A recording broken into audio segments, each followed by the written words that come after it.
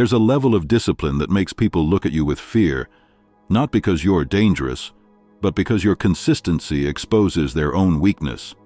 Have you seen someone like this? They wake up at the same hour every day. They keep every promise. They never fail, while everyone else quits by week 2. And what do people say about them? That's not normal. But there's a method behind it, ancient, powerful, and almost forgotten.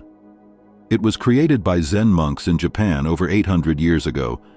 They called it guji, a practice so potent it turns discipline into an unstoppable force. Today, I'll show you how to apply this system to your life. Once you understand how guji works, you'll never break a goal again. You'll stop depending on motivation, and you'll become someone who doesn't just try, but becomes. But one thing, this system isn't for everyone. It's only for those ready to leave the illusion of choice behind and enter the realm of irreversible commitment. If you're ready, write in the comments, "I choose to be unbreakable." Now let's begin. Chapter 1. The Awakening. How many times have you tried to change, only to quit days later? You start strong, you buy planners, you download apps, you announce your goals. But then, resistance appears, and you abandon everything, not from lack of desire, but because you're still negotiating with yourself. Raphael was like this, a talented programmer, full of ideas, yet trapped in cycles of motivation and surrender. He'd start meditating on Monday, quit by Wednesday, start the gym, stop after 2 weeks, promise to read daily, but never finish a book. He wasn't lazy. He was stuck in a mental loop where every decision could be reversed. "I can always start tomorrow," his mind told him. "It's okay to rest today." And that rest became a habit until his dreams were buried under layers of delay. Then one day, Raphael discovered guji, the Japanese Zen practice of continuous, uninterrupted discipline, and his life changed forever. Because guji isn't about effort, it's about structure. It's not about willpower. It's about identity. It's the moment you stop saying, "I'll try," and start declaring, "This is who I am." And that shift, small as it seems, is what transforms intention into destiny. So if you've ever failed to stay consistent, this video is for you. Because what destroyed your past efforts wasn't failure, it was reversibility. The possibility of quitting made quitting inevitable. But guji eliminates that possibility. It forces your brain to accept there is no later, there is only now. Chapter 2. The Secret of the Monks. In Zen temples across Japan since the year 1200, something sacred happens every morning at 3:30 a.m. A soft bell rings. No alarms, no negotiations, no snooze buttons, just silence and movement. Every monk rises, not at 3:25, not at 3:35, at 3:30 a.m., without exception. And here's what's most astonishing. No monk asks himself, "Should I get up?" That question doesn't exist, because they understood something humanity has forgotten. Human freedom doesn't come from infinite choices, it comes from eliminating them. Your brain has 2 drawers for every action, one labeled, "I can go back." The other, "There is no second option." As long as you live in the first drawer, discipline is a daily war. But when you place a decision in the second, it stops being a choice and becomes identity. That's why the monks don't hesitate. They rise because their minds are already clear. This is not optional, it is part of who we are. Their routine is fixed, meditation, tea, prayer, repeated with precision. No innovation, no variety. Why? Because variation creates cracks, tiny gaps where old habits whisper, "Change the rules, skip today, just 5 minutes more." And in those gaps, sabotage begins. But the monks close every gap. They repeat the same ritual, day after day, until repetition becomes nature, until the body obeys before the mind resists, until action becomes automatic. And Raphael realized his failures weren't due to lack of motivation, they were due to lack of irreversibility. He said, I'll try. But trying means failing is allowed. He needed to stop trying and start being. So he made a radical decision. He wrote on paper, "I'm a person who meditates 20 minutes every day at 5 a.m. for 90 consecutive days." Then he signed it and published it. He told his girlfriend. He announced it to his co-workers. He shared it with his closest friends. And suddenly, it wasn't just a personal goal, it was a public vow. That night, he slept differently. Because his word wasn't just spoken, it was witnessed. And the brain, evolutionarily wired to protect social standing, interpreted failure not as a mistake, but as a threat to belonging. Suddenly, giving up wasn't easy. It was dangerous. That's the power of irreversible vows. When others hold you accountable, your primitive mind fears rejection and chooses to act. Raphael had transformed a private wish into a public truth, and that truth would now shape his reality. Chapter 3. The War Within. Even after making his declaration, Raphael knew the real battle had just begun. The mind can be silenced for a few days, but the body remains loyal to old habits, like a soldier still obeying a fallen commander. Each morning at 5 a.m. the alarm rang. One voice said, "Get up." Another whispered, "Just 5 more minutes." And those 5 more minutes, that tiny window of reversibility, were where all dreams died. It wasn't laziness, it was strategy. The brain doesn't fight head-on, it negotiates. It says, "I'm tired, I'll make up for it later." But later never comes. The moment you delay, you lose momentum. And momentum is everything. Raphael thought he could win with willpower alone, but willpower is weak against biology. The body wants warmth, the mind craves comfort, the ego avoids pain. So Raphael discovered the second principle of Guji, non-negotiable hours. He stopped asking, "Will I do it?" and started acting as if, "I already did." His time, 5 a.m., became sacred. No exceptions, no excuses. While the world slept, no distractions existed, no calls, no emergencies, no noise, just silence and his decision. This eliminated the need for constant negotiation. By removing the when, action turned from a choice into a reflex. The first week was hell. His body fought. His mind screamed. The alarm felt like an enemy. But by the second week, something extraordinary began to happen. Before the alarm even rang, he was awake. It was as if his body, tired of fighting, had finally surrendered to the new command. Marcus Aurelius said, "What resists effort strengthens with it." Raphael lived this truth. Each morning of struggle wasn't weakening him, it was forging him. The discomfort wasn't a sign of failure, it was proof of reprogramming. The resistance you feel on day 1 is the sound of your brain changing. And by day 14, something shifted permanently. The alarm sounded, and his feet touched the floor before his mind could protest. No debate, no hesitation, just movement. And in that instant, Raphael discovered the essence of Guji. Discipline isn't doing it with energy. It's doing it until energy becomes unnecessary. The brain loves patterns. When you repeat the same action, at the same time, in the same place, it learns. This is inevitable. And what is inevitable no longer requires effort. It becomes nature. It becomes who you are. Chapter 4. The Single Path. Most people believe variety keeps things interesting, but in the realm of discipline, variety is the seed of instability. Every time you change your routine, meditate one day, exercise the next, journal another, your mind must decide again. And every micro-decision is a crack, an invitation for your old self to return and negotiate. Raphael learned this the hard way. Even with a fixed schedule, he kept falling into the trap of variation. Some days he meditated, others he read, sometimes he trained. It was as if his body was ready, but his mind insisted on changing the rules, and the more he tried to innovate, the more he regressed, until he discovered the third principle of Guji, the single path. The monks teach, true freedom arises within form, not outside it. Routine, when used wisely, is not a prison, it's a portal. Those who flee repetition flee their own progress. So Raphael chose to eliminate all variation. From now on, he would do exactly the same sequence, every day, without exception.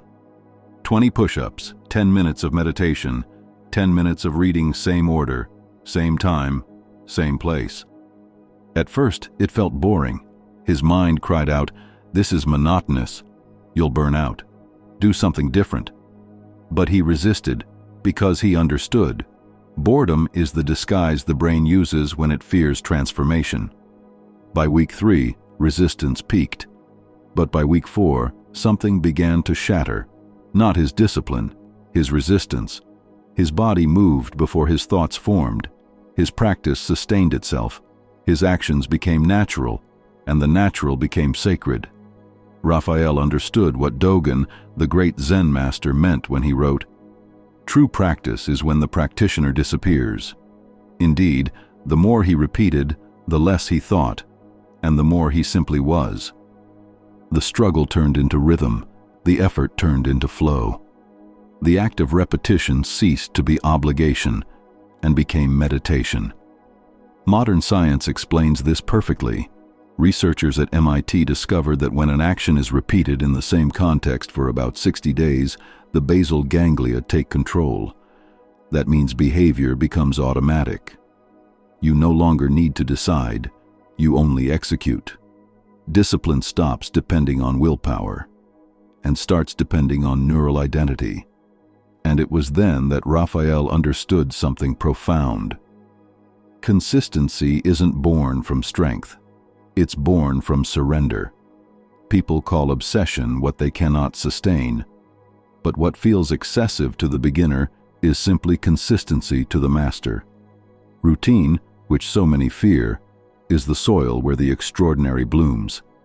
It's like the sculptor's hammer, repetitive, predictable, yet capable of turning stone into soul. And that's why discipline is an art, because you repeat until you disappear, and only the work remains. And it's here that discipline becomes terrifying. Because while others are still struggling to decide what to do today, you're already halfway through your mission. Your mind is no longer an obstacle, it's a motor. And the world starts looking at you with a mix of admiration and unease, not because you're different, but because you're constant. So start using repetition.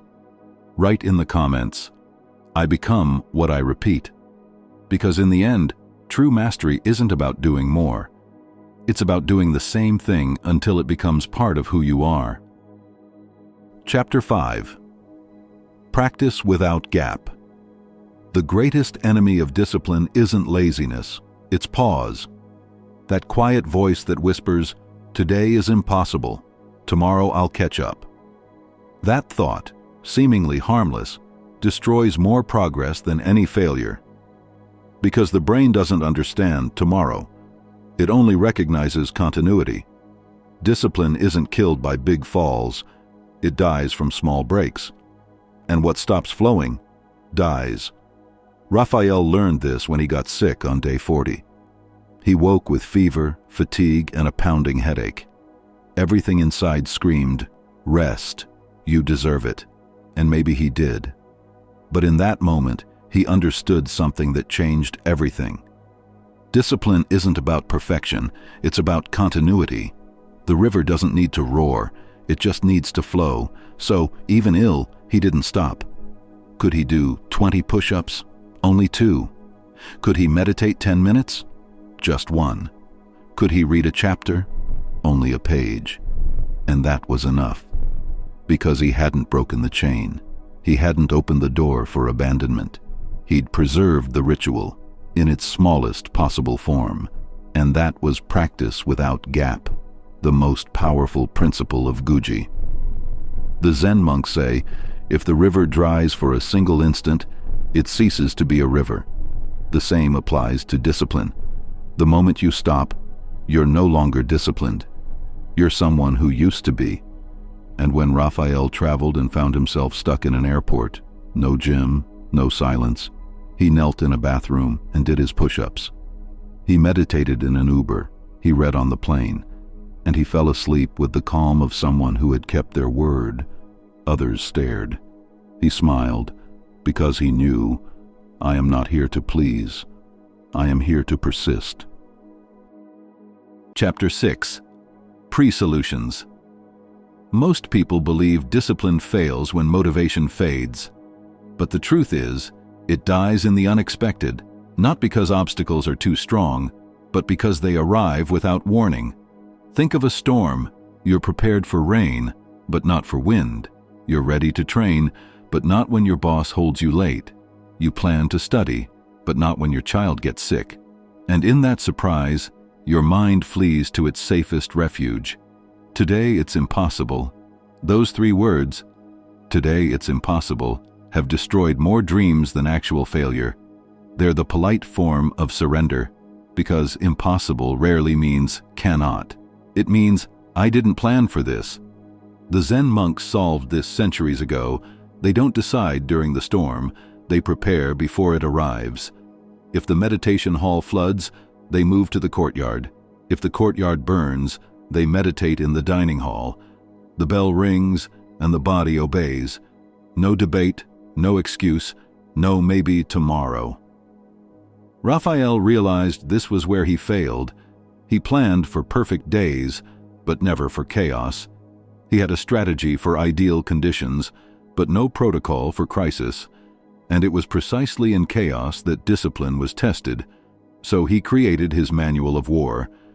He wrote down every obstacle that had ever made him quit: travel headache, lack of time, visitors, fatigue. Then he defined automatic responses. If it rains, train in the garage. If traveling, push-ups in the hotel room. If guests come, silent training. If my body hurts, I do the minimum version. Nothing was left unanswered, and that preparation changed everything. When an obstacle appeared, he didn't think, he acted. And that's where discipline solidifies, when the decision has already been made before the difficulty arrives. When you know what to do in the face of the unexpected, it stops being an enemy, it becomes terrain. Yale University researchers proved this. When you define your actions in advance, your brain removes decision fatigue in critical moments.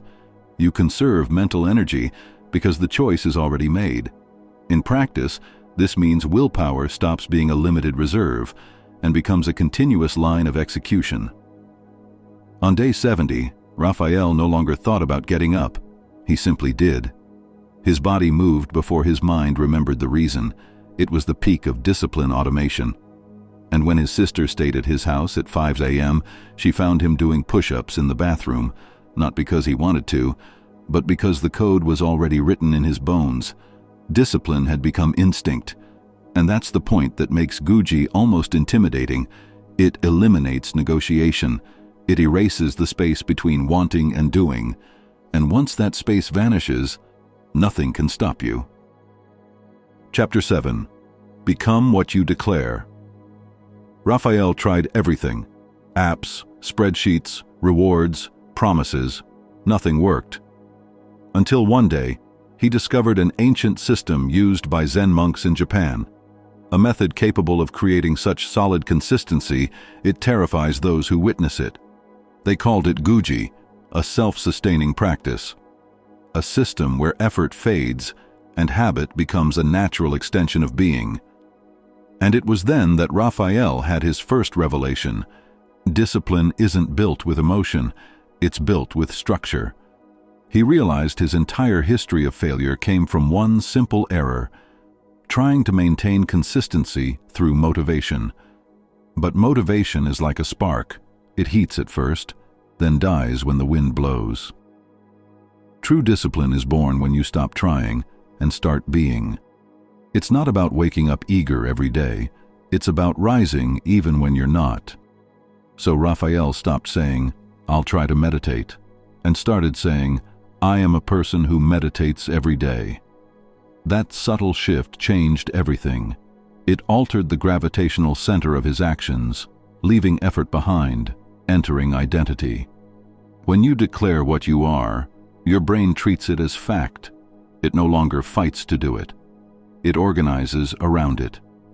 And that's the core of Guji. You don't build discipline, you become it. You don't start reading, you are a reader. You don't begin fitness, you are someone who trains. You don't try to improve, you are someone in constant evolution.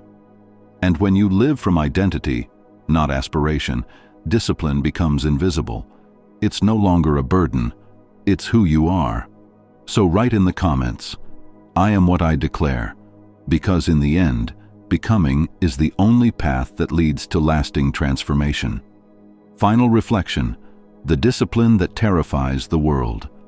After 90 days, Raphael stood transformed. He had meditated every morning, even in airports, even when sick, even on vacation. His body was stronger, his focus sharper, his peace deeper. But the most powerful change wasn't visible, it was internal. He no longer negotiated with himself. He no longer feared the future. He no longer doubted his ability to continue. He had become unstoppable, and the world noticed. Some admired him, others mocked. Who lives like this? But Raphael knew the truth. He wasn't living abnormally, he was living truly. While others were still prisoners of motivation, he had entered the realm of identity-based action. He had proven the ultimate law of human behavior. We are not shaped by our desires, we are shaped by our repetitions. And when you repeat an action long enough, it stops being a task and becomes your truth. So if you're tired of starting over, of breaking promises, of watching your dreams die in silence, stop trying, stop begging for motivation, stop relying on inspiration. Choose Guji, choose irreversibility, choose the path where no is not an option. Because discipline isn't hard, it's just misunderstood. It's not suffering, it's alignment. It's not punishment, it's sovereignty. And the moment you stop resisting, you realize the strongest people aren't those who never fall, they're those who never allow the fall to interrupt the path. So tonight, write your declaration. Make it public, make it non-negotiable. And when the world tries to pull you back into chaos, remember, you are not here to be normal, you are here to be relentless. And that is the kind of discipline that changes everything.